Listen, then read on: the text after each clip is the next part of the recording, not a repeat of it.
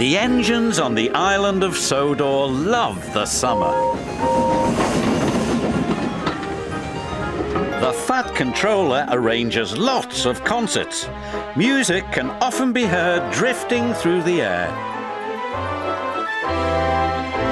The engines do enjoy it. One morning, the engines were very excited. Allicia Botti, the famous singer, was coming to the island of Sodor.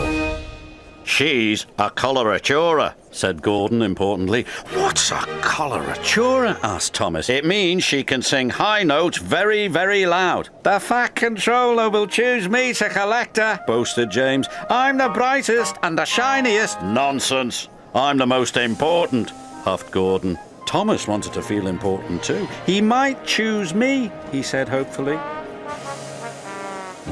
Well, one thing's for sure, said Gordon. He won't choose Dirty Percy. Don't call me Dirty Percy, he chuffed crossly, and he wheeshed away.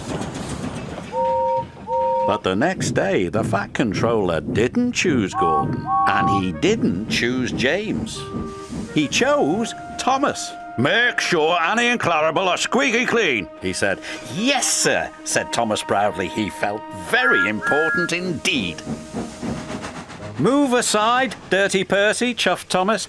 I'm the important engine today. But I need a washdown, wailed Percy. My passengers will laugh at me.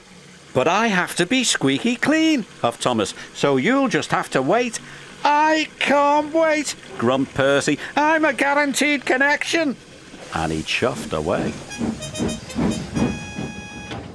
Soon, Thomas was shiny and squeaky clean. He felt more important than ever. But as the workers coupled Annie and Clarabel, they heard a strange noise. What's that? Asked Thomas anxiously. His driver quickly oiled Annie and Clarabel's undercarriage. That should take care of the bothersome squeak, he said. On the way to the docks, Thomas heard the squeak again. He was worried. It didn't sound like his squeaky clean squeak. Thomas squeaked noisily into the quayside where Allicia Botti was waiting.